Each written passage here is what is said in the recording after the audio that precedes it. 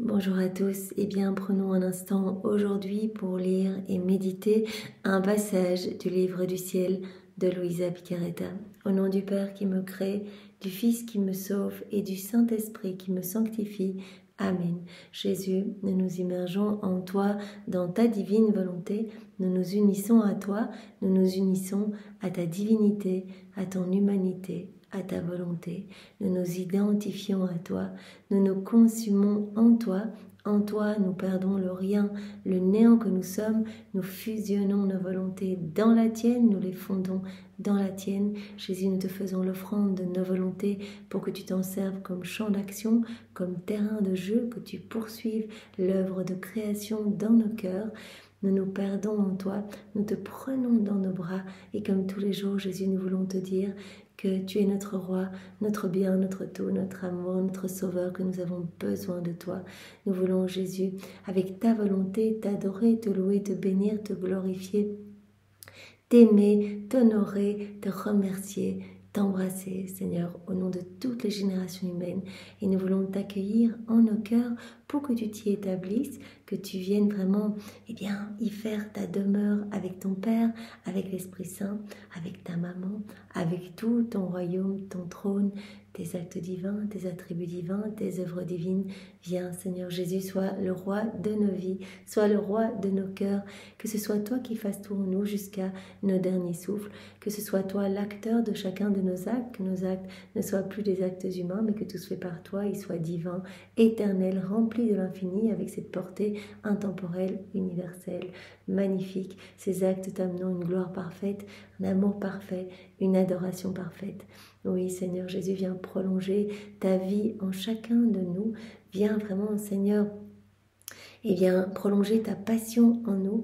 Nous nous offrons complètement à toi. Nous te donnons tout ce qui forme notre vie, notre intelligence, nos pensées, nos émotions, nos affections, nos désirs, nos faiblesses, nos misères, nos volontés. Bien sûr, nous te remettons tout, Seigneur. Nous ne voulons rien garder pour nous. Nous te remettons tout pour que tu te serves de tout comme fondation pour établir ton royaume en nos cœurs. Investis-nous de ton amour, de ton Esprit Saint, de ta présence. Remplis-nous de toi, Seigneur. Viens nous marquer de ce sceau de ton divin fiat pour que nous puissions devenir de bons instruments entre tes mains, instruments de paix, d'amour, de justice et de miséricorde. Aussi, Seigneur, nous te supplions d'utiliser nos mains. Sers-toi d'elle et sanctifie chacun de nos actes. Viens diviniser tous nos pas.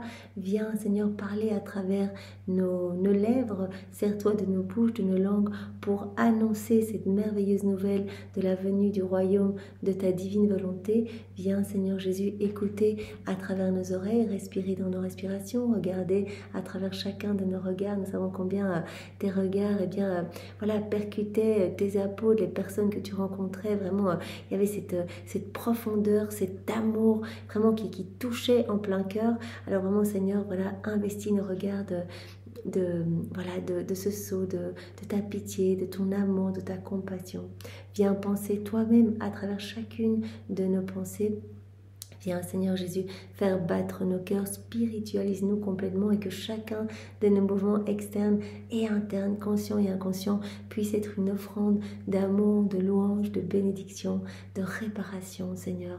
Au nom de tous. Oui, nous nous offrons en âme réparatrice pour toi, pour te donner continuellement, toute la gloire que tu aurais dû recevoir des hommes s'ils n'avaient pas quitté ta divine volonté, la gloire que tu aurais dû recevoir des âmes réprouvées si elles n'avaient pas choisi toutes seules de s'arracher de ton cœur pour aller se perdre. Nous voulons pallier à tous ces vides de tendresse, à tous ces péchés des hérétiques, infidèles, schismatiques, sectaires, tous ceux qui se débâtissent, tous ceux qui n'ont plus foi en ta miséricorde. Nous voulons tout compenser, Seigneur. Nous voulons, par nos vies, former ces petites palissades de lumière autour de toi, rester dans tes bras et autour de nous deux, de nous, Seigneur. Chacun de nous, nous pouvons vraiment nous imaginer être avec toi dans tes bras et vraiment qu'il y ait, ce coussin d'amour et de lumière autour de nous pour que non seulement nous puissions être protégés par toute cette lumière, protégés des forces obscures, que nous ne rechutions pas dans les embûches du démon, mais que toi aussi tu reçoives moins durement les offenses des hommes, que vraiment cela soit comme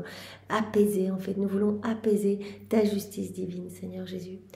Nous voulons, Jésus, te remercier comme tous les jours pour tout ce que tu fais pour chacun de nous, ces chaînes de grâce que tu as établies dans nos vies pour que nous en soyons ici aujourd'hui, à nous réjouir de ces écrits du ciel, à nous en abreuver, à nous en délecter, à les mettre en pratique. C'est toi, à chaque instant, tu as attendu le moment propice dans nos vies, tu as attendu cette petite ouverture de cœur pour nous inonder de tes grâces et de tes cadeaux, pour nous prendre par la main, pour nous guider, pour vraiment nous réjouir, nous donner déjà, voilà, les délices du ciel ici-bas. C'est toi à chaque instant qui nous aide à comprendre, c'est toi qui nous enveloppe de ta lumière, c'est toi qui nous aide à faire nos actes, à faire nos rondes, Seigneur. C'est toi tout le temps. Alors merci, Seigneur.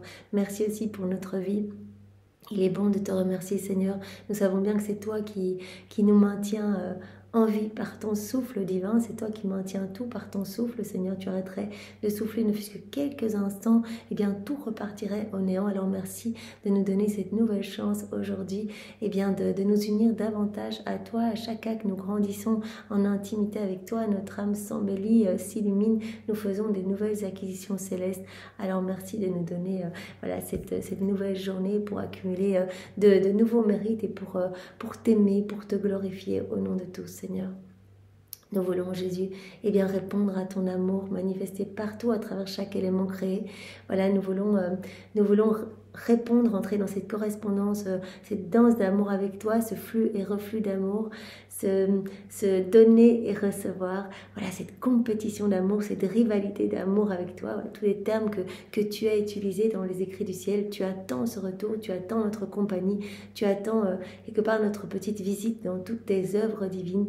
Tu as dit à Louisa, j'attends tes cortèges de baisers, de caresses, je me sens si seule, il y a tellement peu de reconnaissance de mon amour. J'attends que tu le fasses au nom de tous mes enfants. C'est ce que nous voulons faire, Seigneur, puisque Louisa est notre chef de file. Alors, Seigneur, nous unissons notre amour à la perfection de ton amour à toi, à l'amour de ta maman, l'amour du Père, l'amour de l'Esprit Saint, l'amour trinitaire. Nous ajoutons tous les actes d'amour que tu as placés dans l'œuvre de la création, ceux que tu as placés dans l'œuvre de la rédemption, ceux que tu as placés dans l'œuvre de la sanctification. Nous ajoutons tous les actes accompli dans la divine volonté par Adam, dans son état d'innocence, c'est accompli par Maman Marie, l'intégralité de ses actes, par Louisa et par toutes les âmes à la suite de Louisa. Et nous ajoutons également tous les actes d'amour accomplis par tous les saints de tous les temps, même dans une volonté humaine. Nous rajoutons ces petites étoiles à ce paquet d'amour.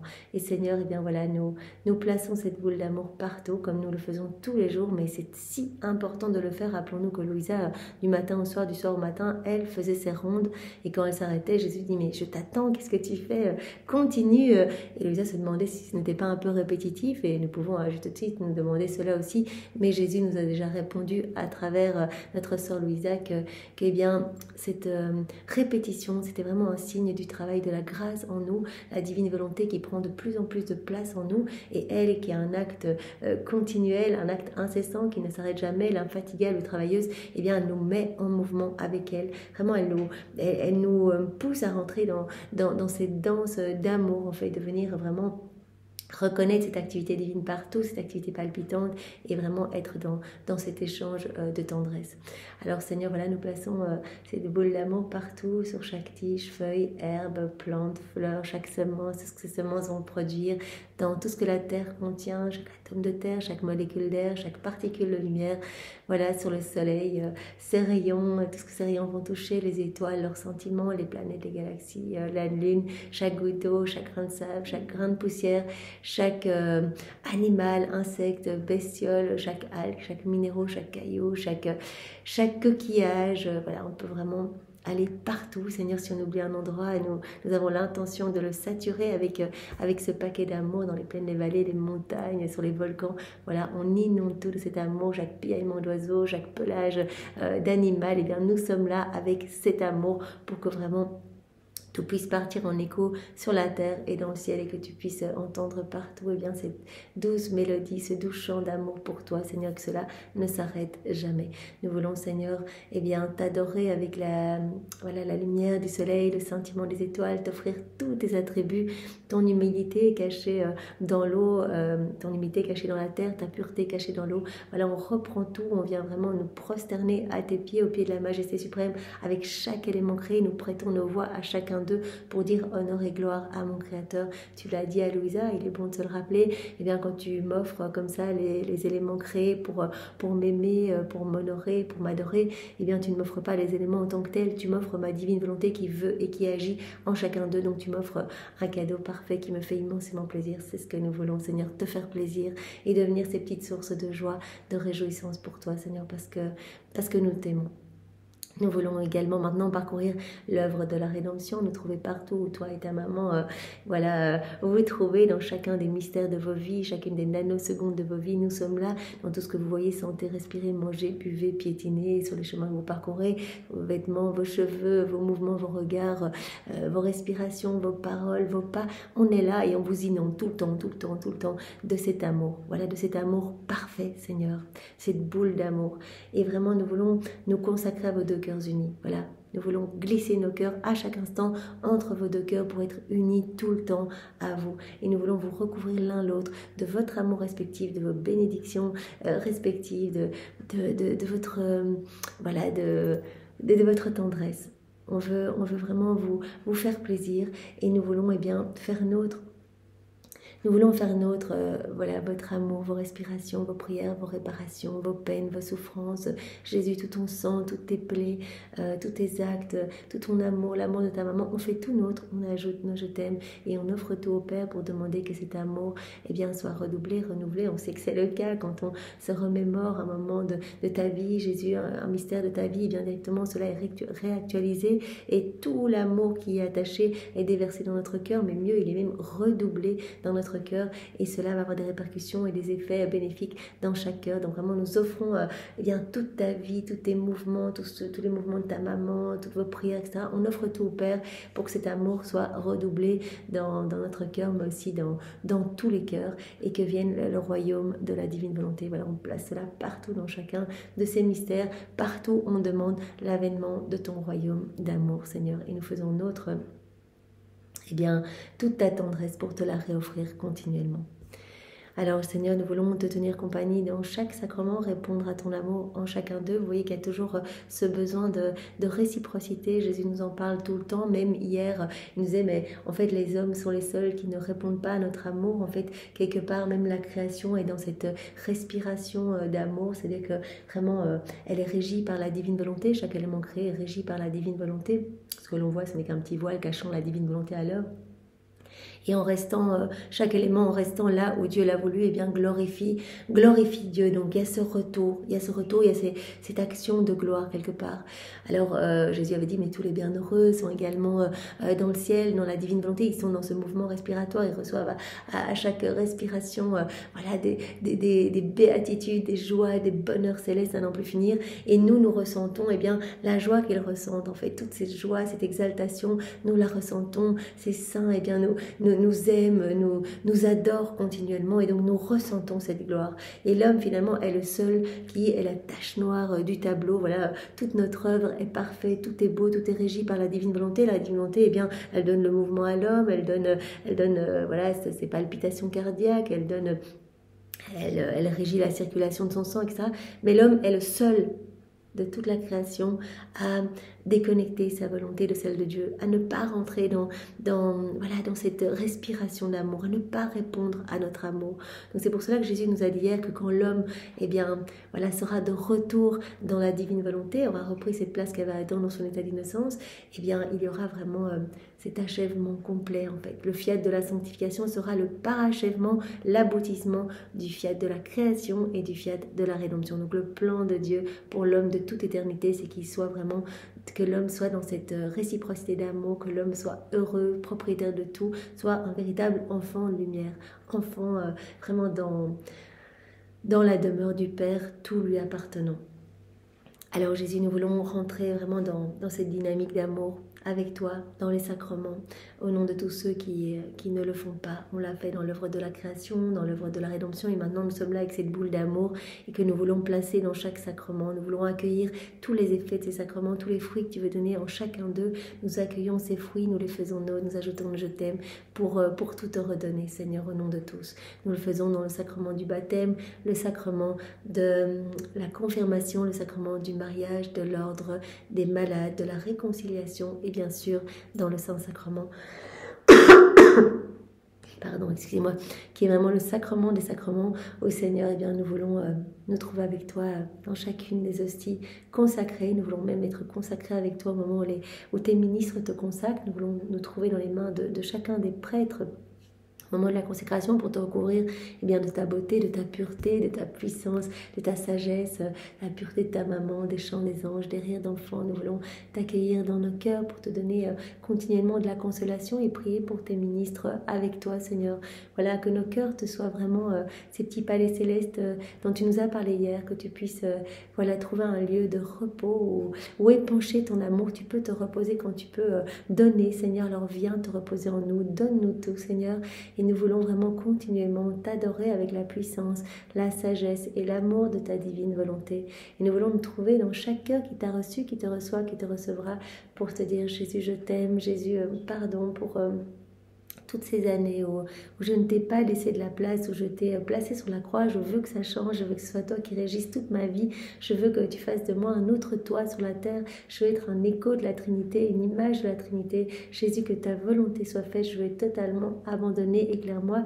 Et vraiment, Jésus, tu nous as dit le simple désir, la simple intention de vivre dans la divine volonté, une intention ferme, marquée par la constance, la persévérance. Eh bien, voilà, le tour est joué. Quand une âme demande, eh bien, toi, tu t'occupes de tout. Jésus, tu viens purifier son cœur, tu viens l'ennoblir, le sanctifier, tu viens retirer ce qui résulte de sa volonté propre pour vraiment recréer eh bien, l'espace nécessaire pour que ta divine volonté puisse opérer, œuvrer, agir à partir de son humanité. Alors vraiment, nous te donnons ce oui, ce fiat, nous vraiment te témoignons de cet abandon complet entre tes mains dans chaque cœur qui t'a reçu, qui te reçoit, qui te recevra. Voilà, au nom de ces personnes qui peut-être viennent une fois par an à la messe, qui sont peut-être en état de péché mortel, qui sont distraites, pensant à autre chose, tu nous as parlé dans cette 4e heure de ta passion, de toutes les offenses que tu reçois dans le Saint-Sacrement, tellement de souffrance, Seigneur, tellement de solitude, tellement d'abandon dans ce sacrement. Alors vraiment, c'est au nom de tous que vraiment nous te donnons cet amour et nous savons, Seigneur, qu'il va se passer quelque chose dans les cœurs. Merci, Seigneur.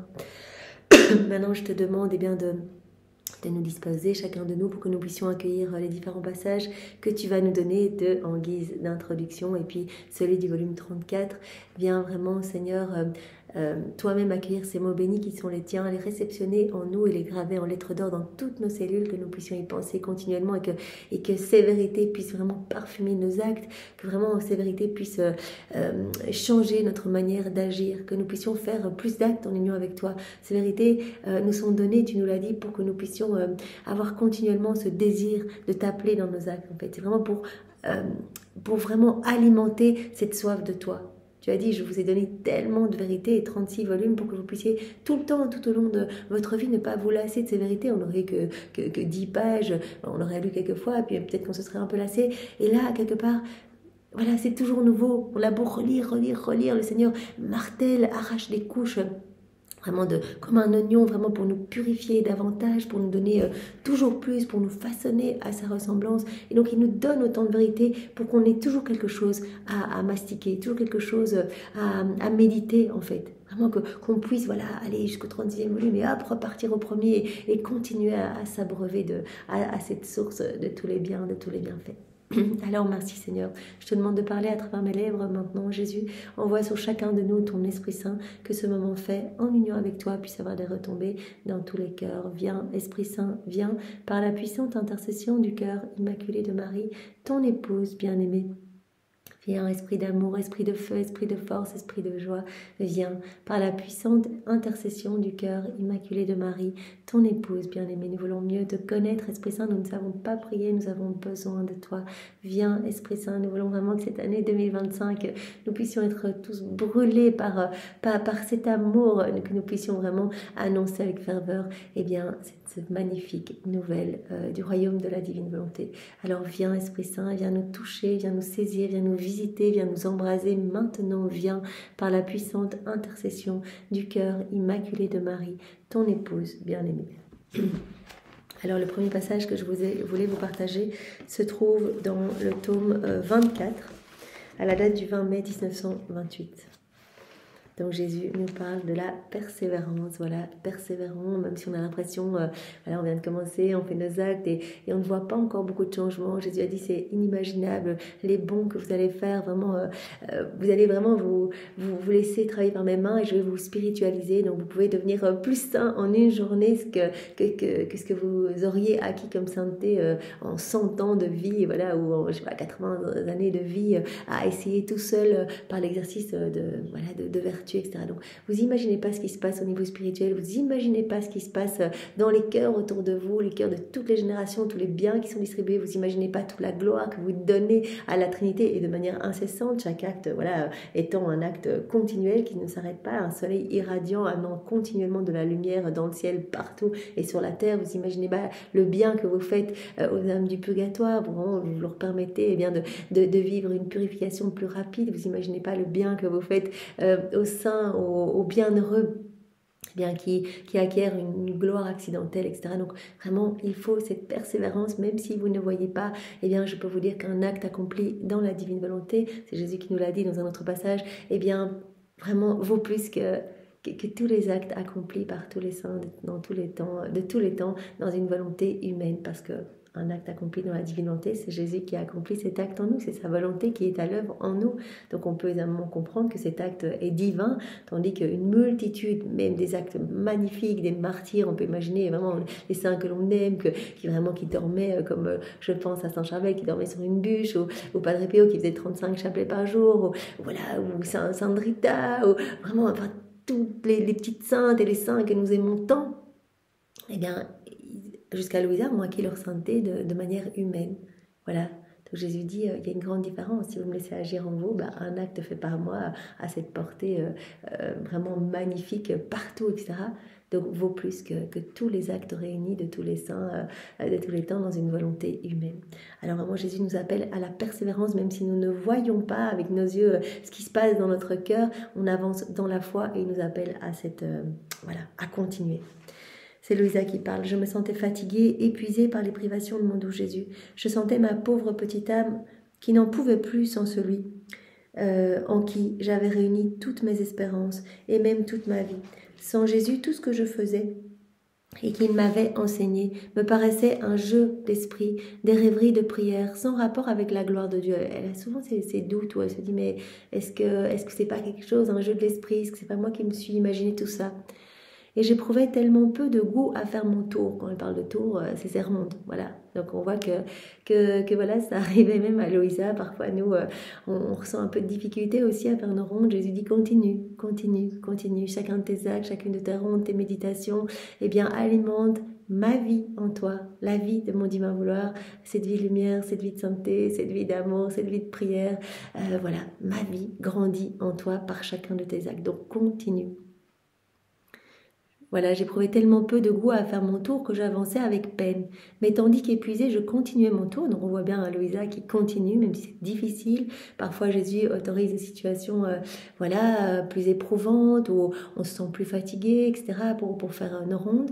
Eh bien, Jésus autorise cela pour tester aussi notre persévérance. Est-ce que dans cette situation où peut-être tu es plus dissipée, plus distraite, est-ce que tu vas continuer ou pas? On voit que Louisa, elle continue. Nous sommes appelés également à continuer. Jésus avait même dit, parce que Louisa à un moment s'inquiétait, parce qu'elle avait l'impression que voilà, elle avait plus cette ferveur quand elle priait, et Jésus avait dit, mais qu'est-ce qui te plairait plus, un feu quelque part avec plein de fumée, voilà, quand tu as de la ferveur, quelque part ça génère un peu de la fumée, ou un feu sans fumée, voilà. Et donc quelque part Jésus disait que ça lui plaisait aussi, voilà, qu'on continue, même si on se sent parfois froid, qu'on sent qu'on n'a pas ce feu en nous, etc. Bien, Jésus dit continue, continue. Cela me fait immensément plaisir, et quelque part je peux voir aussi que même dans ces situations-là, quand tu es fatigué, quand tu n'as pas envie, tu le fais, et bien voilà, ta constance est testée aussi dans toutes ces situations. Mais tandis qu'épuisée, je continuais mon tour, j'ai senti que Jésus me poussait dans le dos en me soutenant et me disait « Ma fille, avance, je ne veux pas que tu t'arrêtes. » Jésus met sa main dans le dos de Louisa pour dire « Ne t'arrête pas, moi j'aime quand tu continues. » Sache que tout est fixé par l'être suprême, les prières, les actes, les peines, les soupirs de la créature pour obtenir ce que nous-mêmes voulons lui donner et qu'elle aspire à recevoir. Donc Jésus, comme il nous l'avait dit hier, eh bien, voilà, la sagesse suprême a déjà tout prévu de toute éternité, ab aeternum, le nombre d'actes que l'on doit faire pour que le royaume de la divine volonté s'établisse dans notre cœur. Donc tout ce que la créature doit faire, soupirs, les actes, les peines, les prières, etc. Tout ce que la créature doit faire pour obtenir ce que Dieu veut lui donner, eh bien tout cela a été fixé de toute éternité. On l'a vu hier que Dieu avait tout fixé, même le nombre de grâces qu'il voulait nous donner. Donc vraiment après, on se met en disposition pour recevoir quand on s'unit à lui. Alors on avait vu qu'on recevait directement tout le package et qu'on recevait toutes ces grâces. Voilà notre vie qui est déjà magnifique et sanctifiée. Là, tous ces actes suspendus, on reçoit tout, on s'unit, on les décroche et on reçoit toutes les grâces y associées. Et là, Jésus dit, eh bien, même le nombre d'actes que tu dois faire pour que s'établisse complètement le royaume de la divine volonté, que tu deviennes pur amour, pure lumière, eh bien, même ce nombre d'actes-là a été établi par nous de toute éternité. Donc, continue. Toi, tu as l'impression, tu vois pas, tu fais tes actes, mais voilà, t'en es qu'au début, tu dois faire une multitude d'actes pour que ce royaume soit totalement, voilà, dans ton cœur et que tu sois totalement rempli de notre amour et que tu sois, en fait, un acte de la divine volonté, que tu sois un autre nous sur la terre. Voilà. Si tous ces actes ne sont pas accomplis, nous ne ferons pas se lever le soleil que la volonté humaine désire au cœur de sa longue nuit pour former le jour du règne du fiat divin. C'est pourquoi il arrive souvent que malgré beaucoup d'actes et de prières, l'on n'obtienne rien, et puis que par un nouveau petit soupir et une petite prière, l'on obtienne ce après quoi l'on soupirait tant. Était-ce ce dernier acte qui obtient le rescrit de la grâce? Non, mais c'est d'avoir persévéré dans tous les actes et toutes les prières. Voilà, Jésus dit, tout est établi, persévérer. On a l'impression parfois on ne voit rien, et puis parfois on fait un petit acte supplémentaire, et puis là, on sent la transformation en nous. Est-ce que c'est le dernier petit acte qui a tout fait? Bien sûr que non, c'est vraiment cette chaîne d'actes, cette chaîne de prières, tout ce que vous avez fait dans cette persévérance, voilà, qui vous a amené à recevoir ce que nous voulons vous donner. Voilà, c'est d'avoir persévéré dans tous les actes et toutes les prières. Et si l'on constate que l'on a obtenu ce que l'on demandait par ce dernier acte, c'est parce qu'il fallait arriver au nombre d'actes que nous avions établis. Voilà, donc il y a un nombre d'actes. Et Jésus veut que vraiment nous possédions sa divine volonté comme vie. Pour le moment, il nous prête à chaque fois sa volonté, mais il veut nous la donner. Et vraiment, il sait le nombre d'actes que nous devons faire pour vraiment lui manifester que c'est vraiment ce que nous voulons. À chaque fois, c'est vraiment un témoignage d'amour. À chaque fois qu'on crucifie notre volonté humaine au profit de sa volonté, c'est une reconnaissance de sa paternité divine, de son amour. Et donc, il dit, voilà, je sais, moi, combien vous devez faire d'actes pour que je vous donne ce cadeau. Alors si tu veux recevoir le royaume du divin vouloir, ne t'arrête pas, autrement, s'il manque la longue chaîne des actes qui arrivent jusqu'au trône de Dieu, donc on peut s'imaginer, voilà, les actes qui arrivent jusqu'au trône de Dieu, cette chaîne d'actes, eh bien tu n'obtiendras pas ce que tu veux et que nous voulons te donner. Voilà, tu vas grandir en sainteté, il y aura de plus en plus de lumière dans ton cœur, tu vas ressentir cette vie divine grandir en toi, mais si tu veux arriver vraiment, être totalement lumière, totalement amour, c'est ce que nous voulons tous, vraiment posséder la divine volonté comme vie, eh bien voilà, Jésus sait que pour que son royaume s'établisse, il faut un certain nombre d'actes. Donc cet appel à la persévérance et à la constance, quel que soit ce que nous ressentons, la fatigue, l'épuisement, le manque d'envie de faire dans le monde, etc. On continue, on avance. Alors, un autre passage que j'ai beaucoup aimé dans le tome 12, à la date du 7 janvier 1921. Très court, quelques lignes, c'est Louisa qui parle. « Me trouvant dans mon état habituel, mon toujours aimable Jésus est venu et a mis son bras autour de mon cou. Puis il s'est rapproché de mon cœur et prenant sa poitrine entre ses mains, il la pressa sur mon cœur et de sa poitrine sortirent des ruisseaux de lait. » Ruisseau de grâce, de bénédiction, de cadeaux dans le cœur de Louisa, qui s'écoule du cœur de Jésus dans le cœur de Louisa. Jésus en remplit mon cœur, puis me dit « Ma fille, vois combien je t'aime. J'ai voulu remplir tout ton cœur du lait de la grâce et de l'amour, si bien que tout ce que tu diras et feras ne sera que le débordement de la grâce dont je t'ai rempli. » Voilà, je te remplis de tellement de grâce, je te remplis tellement de moi, en fait, de ma lumière, de ma présence. Voilà, c'est cette image que Jésus nous montre. Voilà, il presse son cœur, mais son cœur comprend tout. Il presse son cœur pour vraiment que son cœur puisse se déverser dans le cœur de Louisa. Voilà, et tout ce que tu diras, tout ce que tu feras ne sera que le débordement de la grâce dont je t'ai rempli. Tu ne feras rien de toi-même. Voilà, c'est un conseil que Jésus nous donne souvent. Voilà, fais mourir ta volonté propre. Ma divine volonté, elle veut la liberté absolue, elle veut pouvoir agir toute seule. Elle ne peut pas agir s'il y a ta volonté qui vient mettre des bâtons dans les roues, qui essaye de faire des choses aussi. Donc, ta volonté humaine doit mourir. Tu ne feras rien de toi-même. Tu laisseras ma divine volonté pleinement à l'œuvre à partir de ton humanité, opérer en toi. Faire ses plus belles œuvres en toi. Tu disposeras seulement ton vouloir au gré de ma volonté. Voilà, tu feras l'offrande de ta volonté. C'est ce que Jésus nous demande chaque matin par notre prière préalable. On fait l'offrande de notre volonté. On dit, Jésus, je ne veux pas faire usage de ma volonté toute seule, déconnectée de ta divine volonté. Je t'en fais l'offrande. Je veux que ce soit ta divine volonté qui régisse tout en moi, qui régisse mes regards, qui régisse mes paroles, mon écoute, mes pensées, etc. Tu disposeras seulement ton vouloir au gré de ma volonté et moi je ferai tout. C'est moi qui ferai tout. Toi tu me donnes ta volonté, tu me l'abandonnes et moi je ferai tout. Donc voilà, il ne peut pas y avoir deux volontés. La divine volonté veut cette liberté absolue, cette exclusivité, veut agir toute seule en fait. Donc on doit faire l'offrande de nos volontés pour que la divine volonté s'en serve vraiment comme terrain d'action, comme nous le savons. Et que la divine volonté puisse continuer à créer dans notre cœur. À chaque acte que l'on fait en union avec Jésus, Jésus prononce son fiat créateur et vraiment il y a de nouvelles choses qui se créent en nous. Jésus est si heureux, il nous en a parlé, il a dit qu'il aimait embellir nos cœurs, il aimait créer, il aimait travailler. L'âme qui vit dans la divine volonté, elle met la Trinité au travail. La Trinité est établie dans cette âme, une présence réelle. Et la Trinité opère, la divine volonté opère, agit et vraiment fait des merveilles.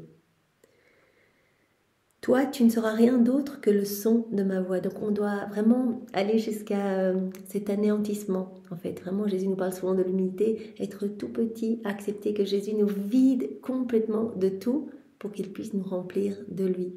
Voilà, on doit être vidé, parce que si on est gorgé de nous-mêmes, de nos connaissances, etc., qu'on essaye de réfléchir par nous-mêmes en disant oui mais c'est de vérité, finalement on empêche le travail de la divine volonté. Voilà, c'est comme si on venait obstruer ce beau soleil. Donc on empêche la croissance de cette vie divine en nous. Toi, tu ne seras rien d'autre que le son de ma voix. C'est-à-dire que c'est moi qui vais tout faire en toi. C'est moi qui vivrai en toi. Toi, ta bouche, tes paroles, ce ne seront que le son de ma voix. C'est moi qui utiliserai ta bouche. Tu seras la porteuse de mon vouloir, la destructrice des vertus vécues en mode humain et celle qui fait renaître les vertus en mode divin. Voilà, je ne veux plus des âmes qui acquièrent leur sainteté de façon humaine, par l'exercice de vertus humaines, etc. Non, parce qu'elles vont acquérir une sainteté humaine. Moi, je veux donner cette sainteté divine et toi, Louisa, tu es la chef de file. Tu seras vraiment celle qui va faire renaître les vertus en mode divin, empreinte d'éternité, d'immensité et d'infini. Donc vraiment, par ce petit passage, on voit que Jésus nous inonde de grâce quand on s'abandonne entre ses bras. Vraiment, il déverse tout son cœur dans notre cœur, il s'unit à nous. Et vraiment, il nous demande de faire mourir notre volonté, en fait, à chaque instant, dire non Seigneur, c'est ta volonté et non la mienne. Voilà, ce que tu veux, je le veux, et que ma volonté puisse être anéantie, consumée dans ta volonté. Voilà, c'est ce qu'il faut faire, cette offrande de notre volonté. Tu disposeras seulement ton vouloir au gré de ma volonté. Voilà, on donne notre volonté pour que la divine volonté fasse ce qu'elle souhaite. Et moi, je ferai tout, nous dit Jésus. T'inquiète pas, donc toi, tu vas vivre ce sacrifice, cette offrande continuelle de ta volonté, et moi, je ferai tout. Je te sanctifierai, tu deviendras belle, tu deviendras lumière, je ferai des choses magnifiques dans ton cœur, je grandirai en toi. Donc vraiment tes paroles seront mes paroles, c'est moi qui utiliserai ta bouche, c'est moi qui regarderai à travers tes yeux. Tu seras la porteuse de mon vouloir, le son de ma voix. C'est si beau, Seigneur. Eh bien, c'est exactement ce que nous voulons. Alors, donne-nous cette constance, cette persévérance, vraiment de t'offrir notre volonté tout le temps, tous les jours, à chaque acte d'y repenser, Seigneur. Vraiment, donne-nous la grâce de la souvenance d'appeler dans nos actions, Seigneur. Oui, Seigneur, que la vie de ton divin vouloir puisse vraiment se former complètement en nous et que tu puisses prendre de plus en plus de place. Voilà, que tout puisse être régi par toi en nous, par ton divin vouloir. Merci Seigneur. Alors voyons maintenant le passage du volume 34. Bien, divine volonté, tout faire en chacun de nous, comment Jésus dans sa divine humanité. C'est le passage du 4 juillet 1936. C'est notre sœur Louisa qui parle. Mon pauvre esprit est incapable de ne pas tourner et voler dans le divin vouloir. Ma pauvre volonté humaine ressentait la pression de la divine volonté. Et je me disais, donc elle se sent incapable de faire autre chose que de s'immerger dans la divine volonté. Voilà, au plus on se plonge dans la divine volonté, au plus il nous est facile de le faire comme naturel, comme de respirer ou comme de cligner des yeux. Je me dis, c'est impossible pour moi de ne pas être immergée dans la divine volonté. Et je me disais, oui, c'est merveilleux de sentir le triomphe, le règne, le bonheur, les merveilleuses conquêtes de la vie dans le divin vouloir. Le triomphe, le règne de la divine volonté. Voilà, elle sent de plus en plus la divine volonté souveraine en elle, qui fait tout en elle. Elle dit comme c'est merveilleux de sentir le bonheur, de sentir les merveilleuses conquêtes de la vie dans le divin vouloir. Toutes ces conquêtes, tout ce qu'on fait, vraiment il y a conquête de la divine volonté sur notre volonté humaine, voilà, la divine volonté qui prend de plus en plus de place en nous, voilà, la Trinité qui s'installe et qui prend de plus en plus de place en nous, et puis nous faisons aussi des conquêtes en fait. Nous acquérons de plus en plus de choses du ciel, donc de nouvelles acquisitions divines. Mais le vouloir humain doit continuellement mourir. Voilà, cela rejoint ce petit passage que l'on a vu en introduction. Notre vouloir humain doit continuellement mourir. C'est ce que Louisa voilà, se rend bien compte que vraiment c'est un sacrifice à chaque fois. Voilà, chaque fois, le vouloir humain doit mourir au profit du vouloir divin. Il est vrai que c'est un très grand honneur que l'amour de Dieu descende dans la volonté de la créature et qu'avec sa majesté et sa puissance, il fasse ce qu'il veut. Voilà, que Dieu vienne s'établir dans notre cœur, que la divine volonté fasse tout à partir de notre humanité. Mais quel honneur! C'est inouï, en fait, que la créature puisse se perdre dans le tout, se fondre dans le tout. On peut encore l'imaginer, mais que le tout vienne s'enclore dans le néant. Voilà, trouve sa joie à s'enclore dans nos faiblesses humaines. Mais quel honneur! Voilà, que Dieu descende dans la volonté de la créature et qu'avec sa majesté et sa puissance, il fasse ce qu'il veut, quel honneur. Et la volonté humaine reste à sa place et ne peut faire que ce que Dieu fait. Mais elle doit arrêter tout ce qui vient d'elle. Donc il faut que la volonté humaine, quelque part, meure, comme dit Louisa. Elle doit arrêter tout ce qui vient d'elle. Il ne peut pas y avoir deux volontés. Donc il faut vraiment que la volonté humaine puisse être fondue dans la divine volonté. Et c'est ça le sacrifice des sacrifices, nous dit Louisa. Spécialement en certaines circonstances. Parfois c'est vraiment difficile de faire mourir notre volonté propre. Voilà, on a envie il y a une conversation, on a envie de rentrer dans la conversation, on a envie peut-être de glisser dans les jugements avec les autres personnes qui ricanent, qui rigolent. Non Seigneur, ça ne te glorifie pas, je crucifie ces paroles que je voudrais prononcer.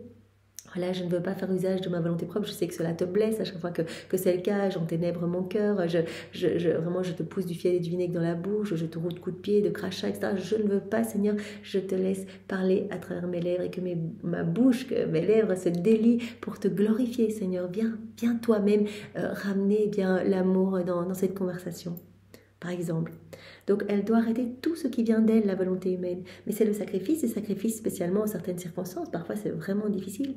Ou comme la vie peut parfois lui paraître douloureuse, comme si elle n'en avait pas. Parce que le divin fiat ne tolère pas que même une fibre du vouloir humain puisse agir en lui. Donc le divin vouloir veut la liberté absolue, ne tolère même pas qu'il y ait même une fibre du vouloir humain qui puisse agir en lui. Non, il veut l'exclusivité.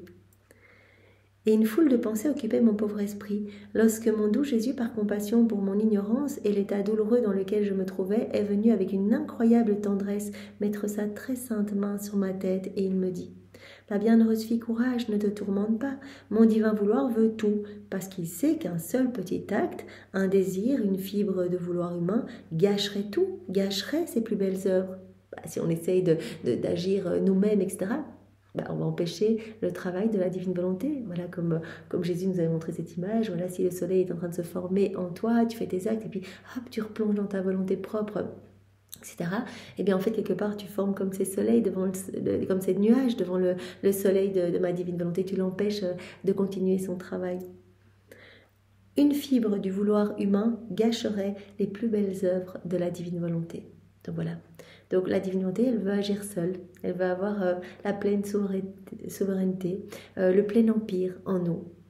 Parce que même une seule fibre de notre vouloir humain, entraverait l'ordre divin, la sainteté divine. Voilà, le divin vouloir le sait, son amour serait restreint, sa puissance limitée. C'est pourquoi il ne tolère pas que même un fragment de vouloir humain puisse avoir sa vie. Voilà, donc notre vouloir humain doit complètement mourir.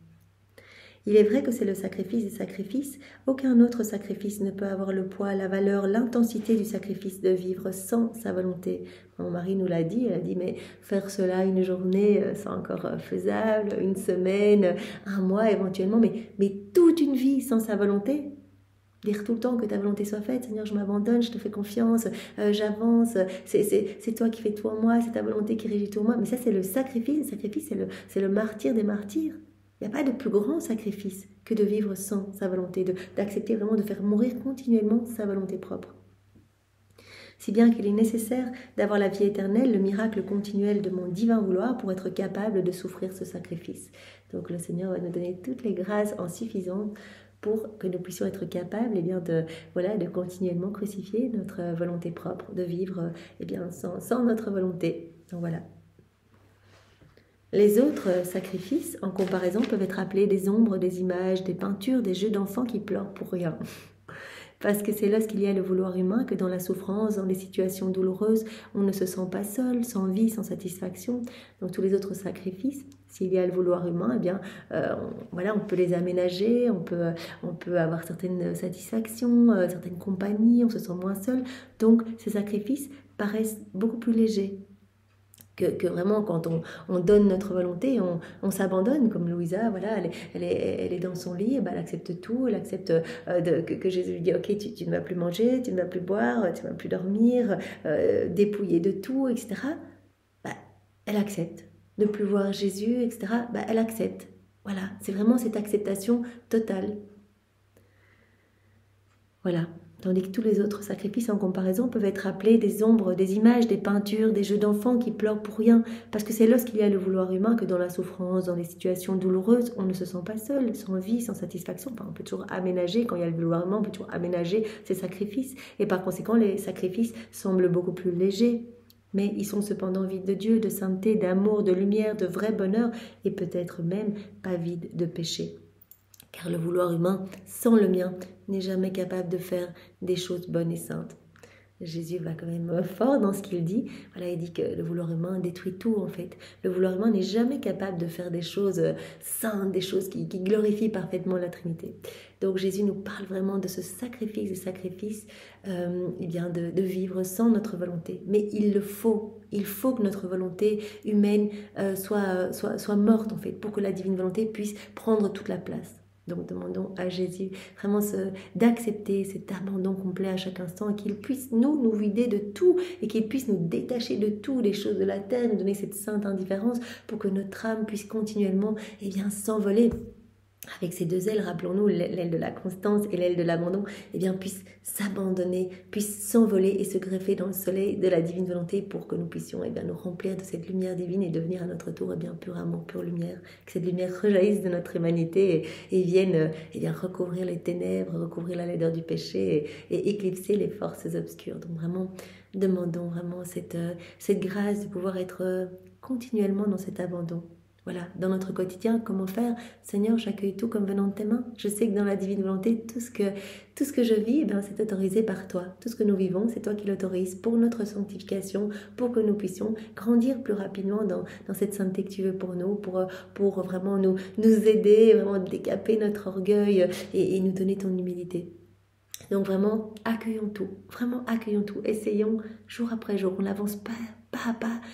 Essayons de dire Jésus, voilà, cette situation m'est très pénible, j'ai envie de réagir, j'ai envie d'avoir le dernier mot, j'ai envie de me justifier. Non Seigneur, je te laisse parler à travers mes lèvres, ou je prends ton silence tout au long de ta passion, toi qui étais calomnié sans raison, etc. Je prends ton silence et vraiment je le place dans toutes mes cellules, je reste en silence, je te remercie pour cette situation que tu autorises dans ma vie, je t'aime, je te fais confiance, je te glorifie dans ce moment, je te bénis pour cette situation que je vis Seigneur, je te bénis pour cette situation, pour cette personne qui peut-être me fait du mal, je te bénis parce qu'elle me donne l'opportunité de me rapprocher de toi Seigneur, je sais que tout est autorisé et je te bénis Seigneur. Voilà, soyons dans la louange, dans la bénédiction et dans l'abandon.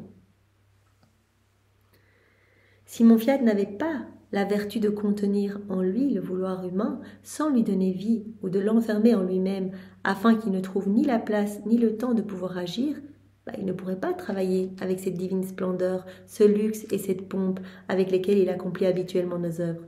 Voilà, si le divin vouloir, le divin fiat n'avait pas cette vertu de contenir en lui le vouloir humain sans lui donner vie, eh bien, le divin vouloir ne pourrait pas agir avec tellement de merveille, de somptuosité, de luxe et de pompe. Voilà, quand il fait ses œuvres. S'il y avait chaque fois l'intrusion de la volonté humaine qui prenait de la place, ce ne serait pas possible. Donc, ce que Jésus nous dit à travers tout ce passage, c'est qu'il faut que notre volonté humaine meure, en fait. Voilà. Il faut qu'on ne donne plus vie à notre volonté humaine. Voilà, qu'elle soit perdue dans la divine volonté.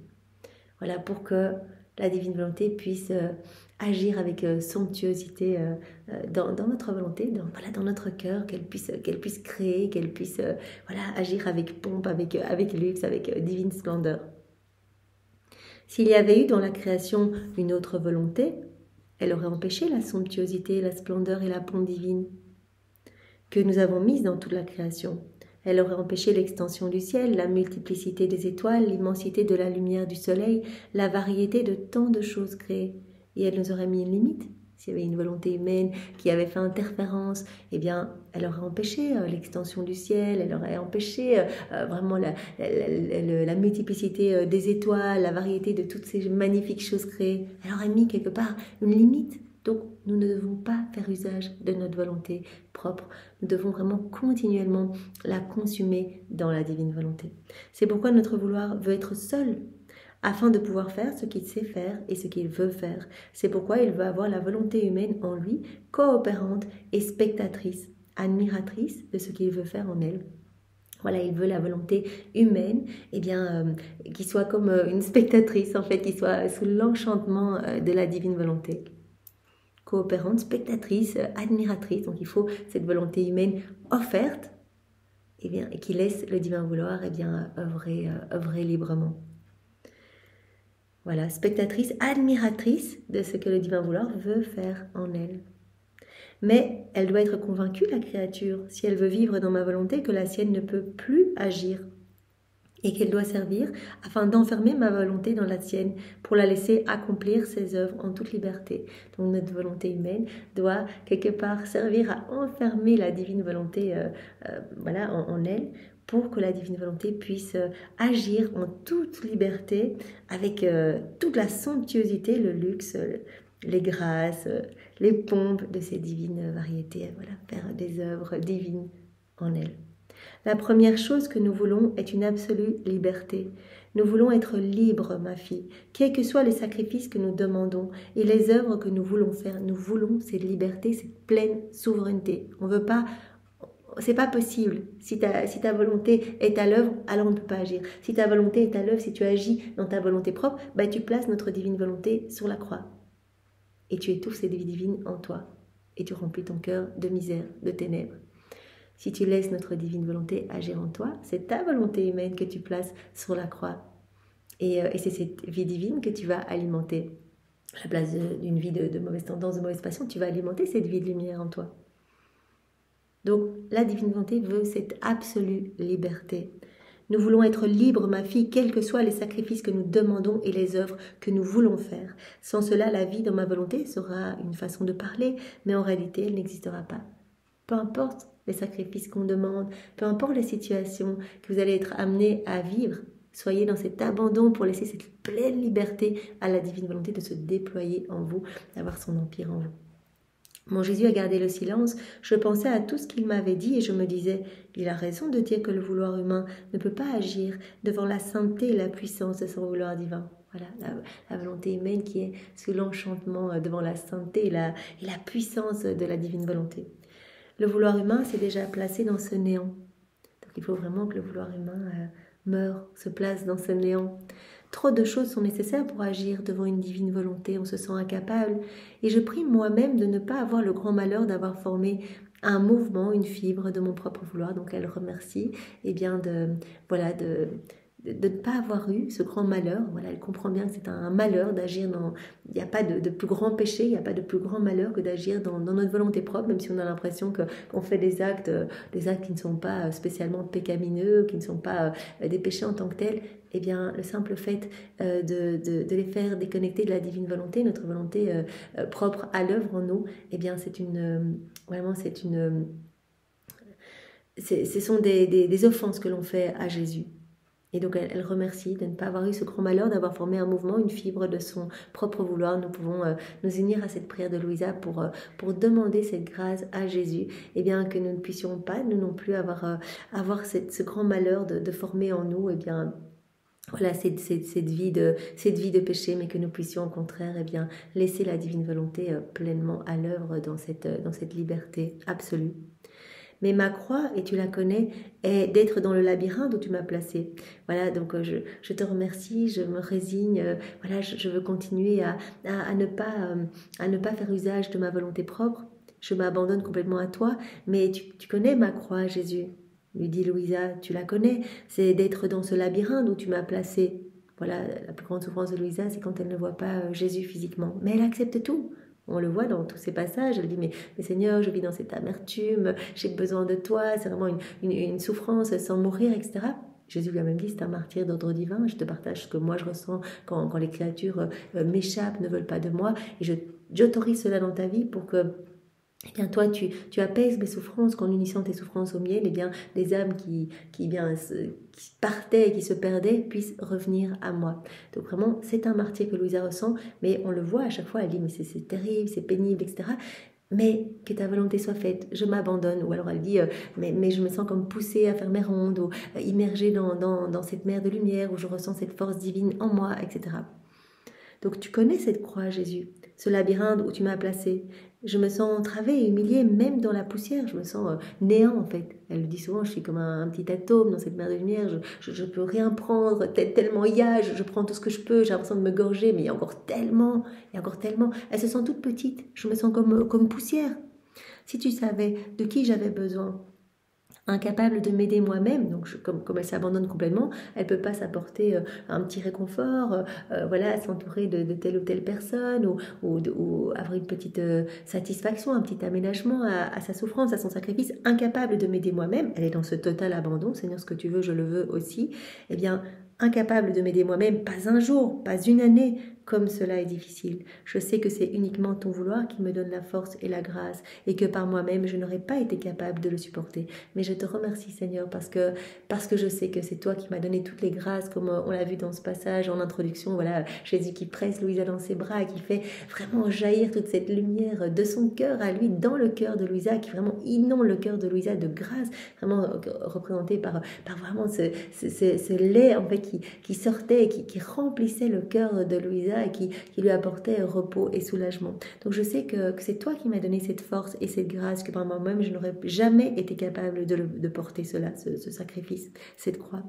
Je ressentais tant d'amertume qu'il me semblait mourir, et mon toujours aimable Jésus avec compassion reprit son discours.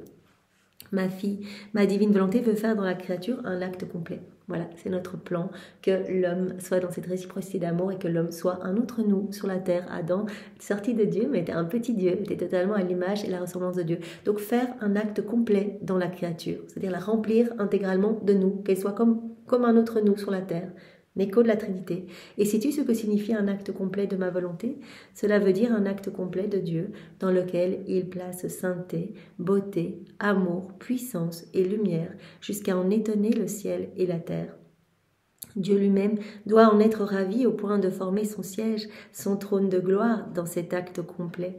Donc vraiment Dieu s'installe. La créature qui se gorge de plus en plus de lumière, qui se laisse façonner par les mains divines, et bien voilà, qui possède la divine volonté comme vie, et bien directement, et bien la Trinité est comme aimantée et magnétisée, s'installe dans cette âme, forme son siège, son trône de gloire, dans cet acte complet qui le servira lui-même et descendra comme une rosée bienfaisante pour le bien de toutes les créatures. Voilà, avec toujours cette portée, chacun de nos actes, chacun de nos mouvements, chacun de nos regards dans la divine volonté, faire rejaillir toute cette lumière divine, vraiment comme une rosée bienfaisante pour le bien de toutes les créatures. passé, présent et futur. C'est pourquoi, afin de faire cet acte complet, je dois déposer sur toi une croix nouvelle, afin que tu sois un acte complet de la divine volonté, que tu sois rempli de noir à bord, que tu sois comme nous, vraiment amour et lumière comme nous. Eh bien, comme tu es la chef de file, la première, Louisa, cette créature a laissé, investie du péché originel, a laissé la divine volonté totalement tout régir en toi. Donc depuis la chute d'Adam, Louisa est la première née de la divine volonté. Première créature a laissé la divine volonté régner, opérer, agir à partir de son humanité. Eh bien, afin de faire cet acte complet, je dois déposer sur toi une croix nouvelle, jamais encore donnée à aucune autre créature, pour faire se lever en toi les dispositions nécessaires. Donc, cette mise à l'écart dans ton lit, cette paralysie, tout ce que tu souffres, etc. Eh bien, tout cela, c'était pour te disposer à vraiment à nous laisser travailler en toi, en fait. Que tu puisses accueillir toutes ces vérités, que tu puisses les laisser descendre en toi, que tu puisses être façonné par nos mains divines. Il ne sera pas demandé à nous la même chose que Louisa. Cette grosse croix qui a imposé à Louisa cette situation de vie, c'est parce que c'est notre chef de file, elle nous a ouvert toutes les portes. Maintenant, on doit juste nous unir à Jésus et puis voilà, on a tout qui se fait en nous. Vraiment, c'est très facile pour nous finalement. Ce petit martyr de l'attention, oui. Sacrifice, d'offrir notre volonté continuellement, oui, mais il n'y a pas cette lourde croix comme Louisa, d'être complètement isolée, de vivre toutes ses souffrances. Au début, elle remettait tous ses repas, etc. Et cette souffrance surtout de ne pas avoir son bien-aimé Jésus. Donc, je dois déposer sur toi une croix nouvelle, jamais encore donnée à aucune autre, pour faire se lever en toi les dispositions nécessaires, pour que vraiment tu puisses être disposé à accueillir tout ce trésor, que cela puisse faire se lever en toi les dispositions nécessaires pour recevoir, et chez moi pour accomplir cet acte complet de ma volonté. Sans rien, on ne peut rien faire. Par conséquent, toi, afin de recevoir, et nous, afin de donner des choses nouvelles, nous devions disposer des croix nouvelles. Voilà, Louisa, nouvelle-née. Et donc, toutes ces croix ont été disposées ont été placées sur elle, en fait, ont été déposées en elle, pour qu'elle puisse être disposée à accueillir toutes ces vérités, à se laisser façonner, la première à se laisser façonner par les mains de Dieu, à laisser la divine volonté tout régir en elle.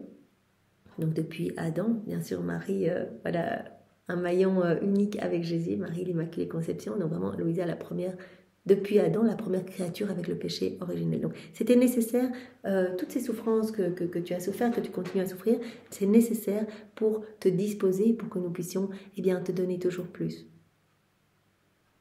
Sans rien, on ne peut rien faire. Par conséquent, toi, afin de recevoir et nous, afin de donner des nouvelles choses, nous devions disposer des croix nouvelles qui, unies au travail continuel de notre vouloir, prépareraient tout ce qu'il faut pour un acte si grand. Voilà, te rendre cette ressemblance perdue par les hommes au fil des siècles, depuis la chute d'Adam.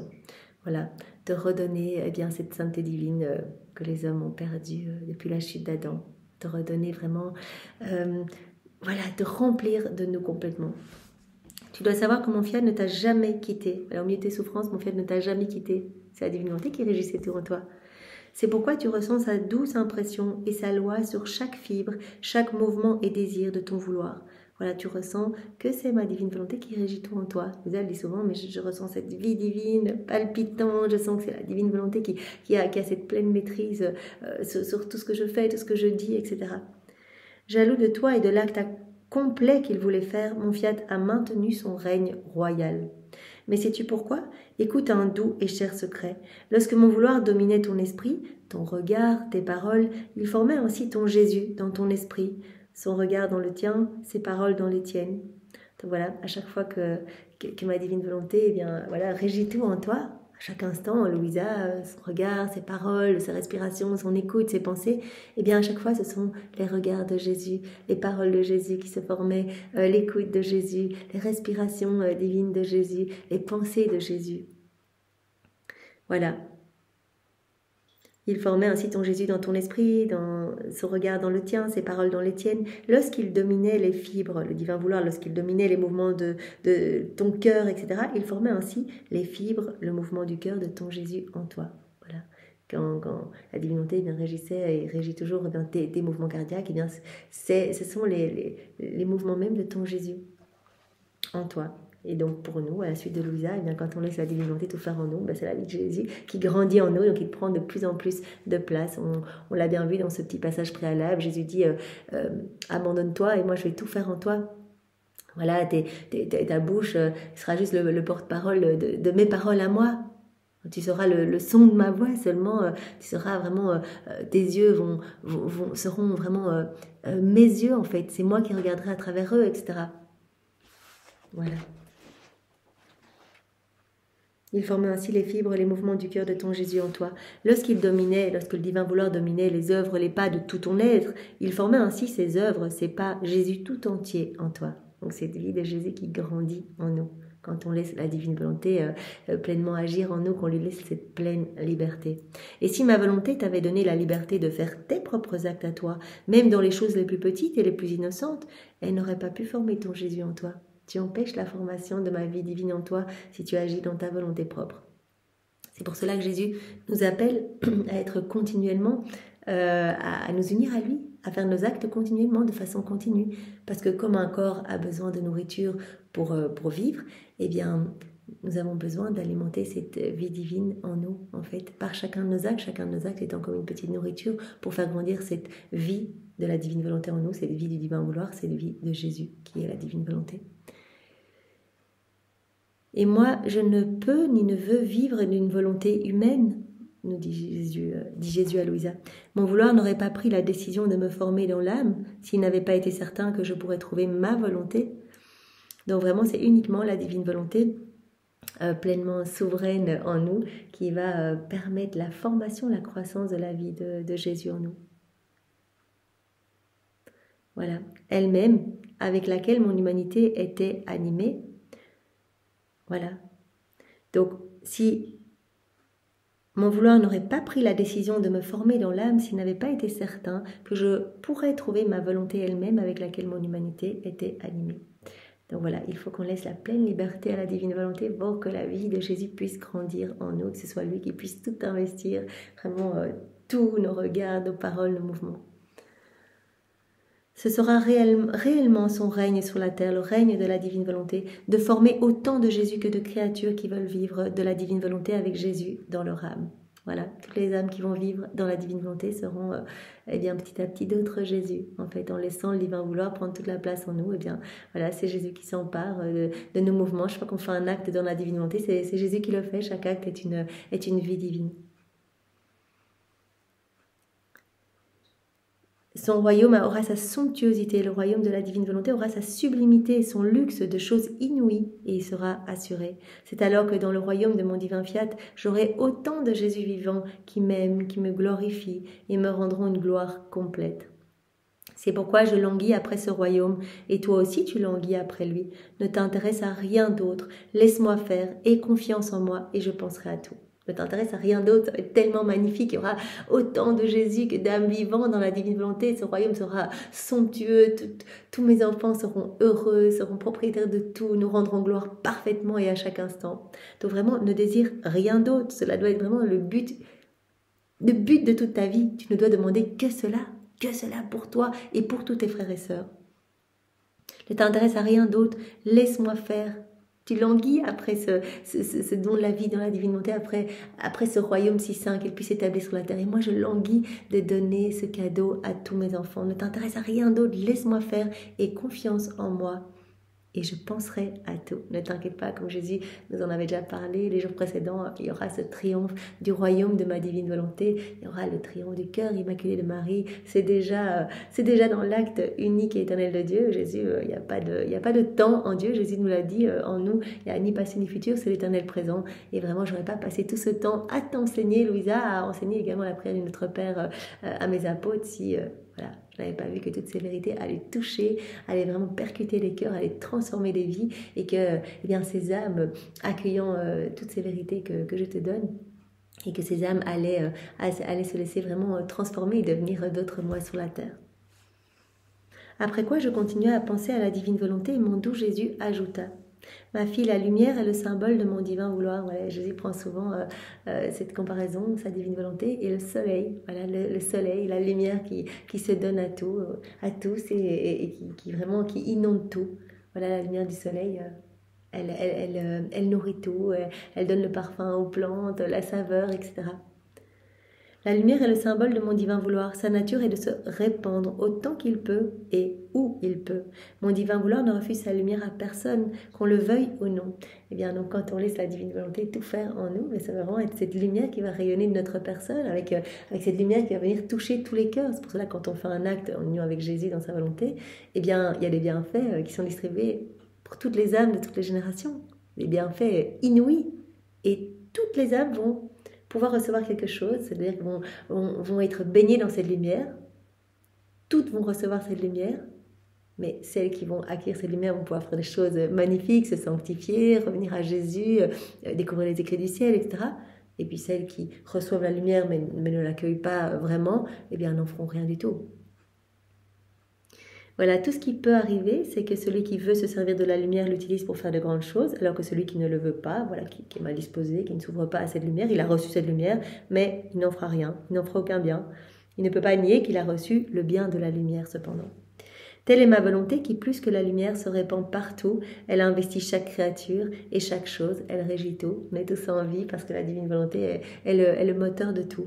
Et le signe que l'âme possède ma volonté est qu'elle ressent le besoin de se donner aux autres, comme cette lumière qui se répand partout, qui se donne à tous. L'âme qui vit dans la divine volonté ne ressent plus de besoin pour elle-même. Elle sent vraiment ce besoin de continuellement glorifier Dieu. Elle a les yeux fixés sur Dieu. Elle veut donner à Dieu les réparations, les louanges, les bénédictions, l'amour que les hommes auraient dû lui donner. Et elle sent ce besoin que cette lumière puisse remplir tous les cœurs. Elle sent vraiment tellement ce trésor en elle. Elle sent cette vie se former en elle. Elle sent vraiment que c'est magnifique, qu'il y a tout dans la divine volonté. Elle sent que vraiment elle peut goûter aux joies du ciel déjà ici-bas sur la terre, qu'elle a envie que tout le monde puisse goûter à ces joies célestes, à ces bonheurs célestes, à cette béatitude divine.